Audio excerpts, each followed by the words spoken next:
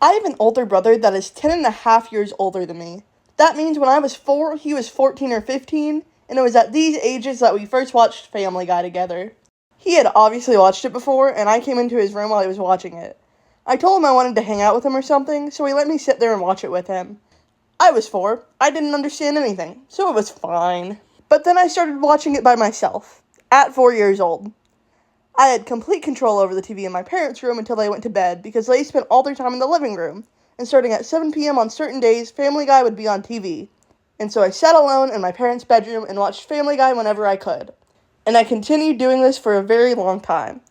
I remember a very specific episode that I actually looked up, and it just so happens to be the episode called Brian and Stewie. It's a 30-minute special where Brian and Stewie get locked in a bank vault together and can't get out. There's no cutaway gags or subplots, just Brian and Stewie locked in a vault. But please do not watch this episode or this show if you're under the age of 16 or 17. I definitely should not have been watching it as a kid. I remember this one scene very vividly where Stewie finds a certain weapon that goes pew pew, and he pierces his ear with it. It really should have traumatized me at that age, but I don't think it did. It just kind of stuck with me. But then when I was around 6, my mom found out that I had been watching Family Guy and other Fox adult animation shows on my own and banned me from watching them. But then I told my brother, and he told me I can only watch them with him. So I still watch Family Guy once every couple of months or so with him. Then we have a little bit of a time skip. I was like 12 or 13, my brother had moved out and was in his own apartment, and I'm spending the night with him.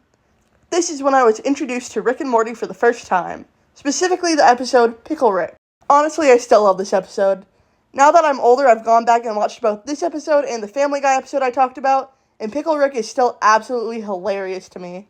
And I was starting to get to the age where I was old enough to be watching it, so I understood what was going on more, but I've still never watched any other Rick and Morty episodes. Let me know if I should. Then, during my senior year of high school, Smiling Friends Season 2 came out, and everyone went absolutely crazy about it. And since I was about to be an adult, I decided that it was time for me to finally watch adult animation. And I absolutely do not regret this decision. I adore Smiling Friends. It's chaotic, but also not. It has amazing timing. I think it's absolutely hilarious, and even some of the simple conversations make me giggle. I also know that a lot of the show is improvised, and a lot of it feels improvised even if it wasn't, and I think that gives it such a special charm that no other show really has. But that's really all the adult animation I've watched in my life. I really enjoyed what I have watched though, so please let me know if there's anything else you think I should watch. I know that I for sure want to watch more Adult Swim stuff at some point. But that's all for this video. Thank you guys so much for watching, and I will see you guys next time.